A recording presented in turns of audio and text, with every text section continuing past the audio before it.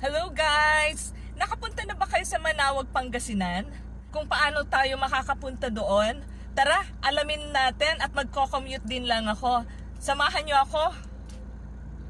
Hi po pala kay Jonalyn Javier na nakasakay ko kanina sa jeep papunta dito from Binalonan pagpunta dito sa Manaoag. Hi! Please tell your friends to subscribe to my channel.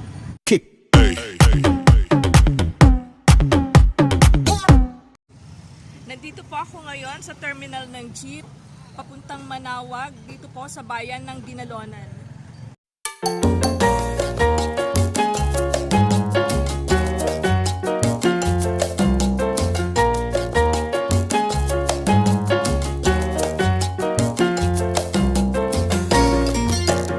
Sabi po nila mga 15 minutes lang daw po tayo mag-aantay bago umalis itong jeep. Hindi na daw po pupunuin.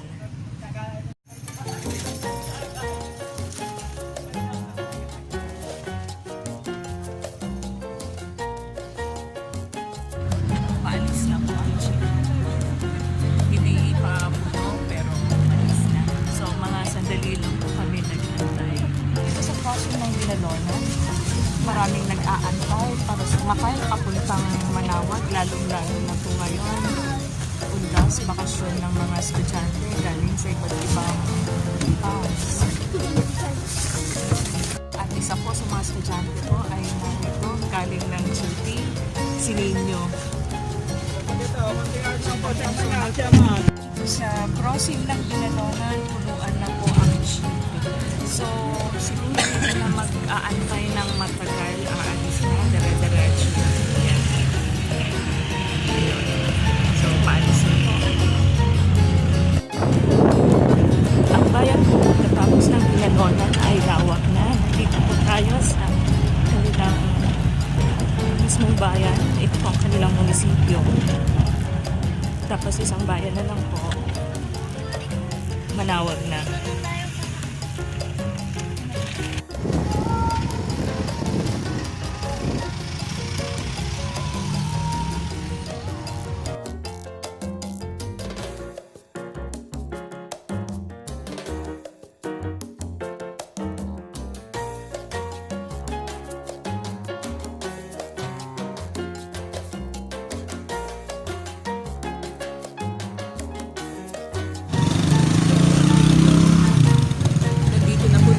Sa entrance ng Manaoag dito sa likod.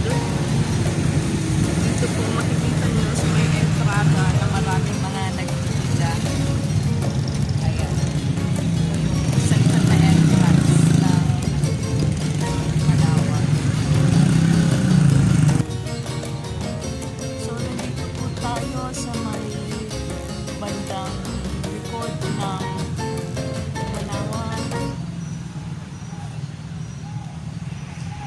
ngayon po ay weekday kaya konti ang tao. Pero pag Saturday at Sunday po dito sa Manaoag Church, asahan nyo na ang dami-daming tao dito. So pupunta po tayo doon at mag-ilaw ng kandila.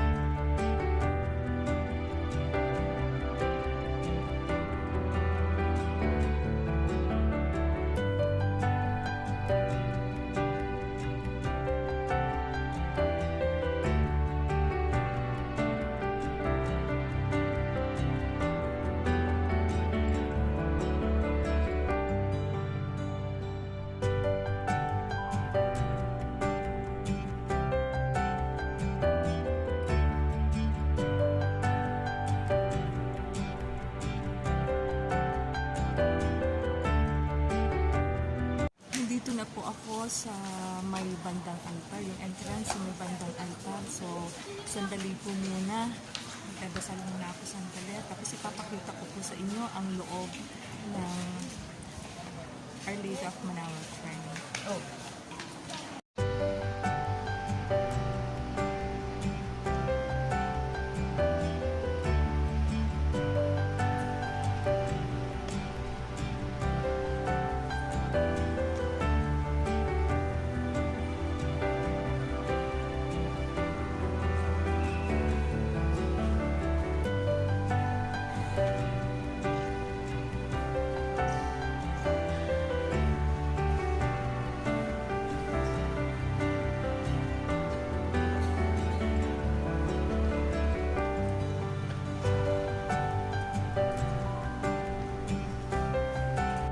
Dito po yung side ng church. Dito sa side na ito, makikita mo rin ng malapitan ng kanilang altar.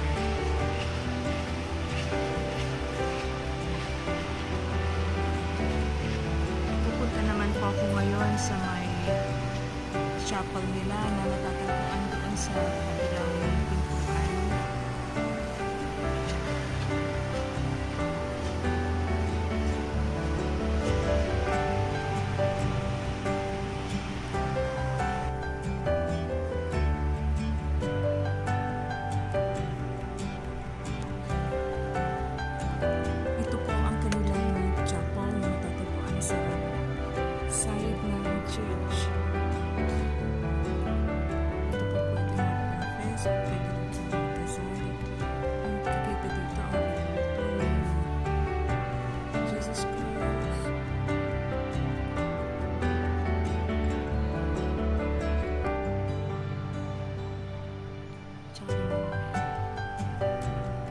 Sa side naman po ng chapel, may exit dito papunta ulit sa harapang bahagi ng church.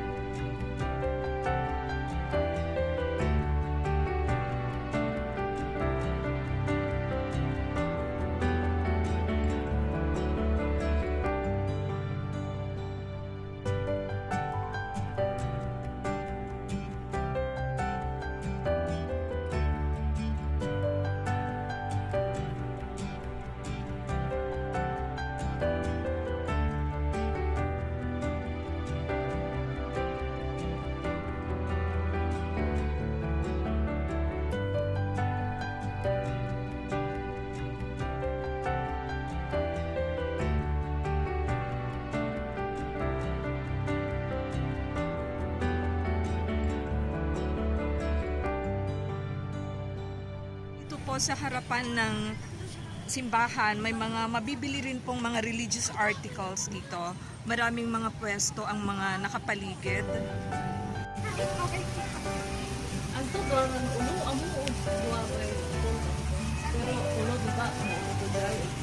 Ito po yung mga articles na pwedeng mabili dito sa harapan ng simbahan. May mga souvenirs din po na pwedeng bilhin. T-shirts.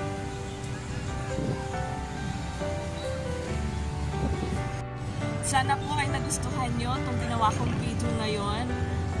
Until next time, and if you like this video, please click subscribe, share this video, and also click the bell. Until my next video, bye!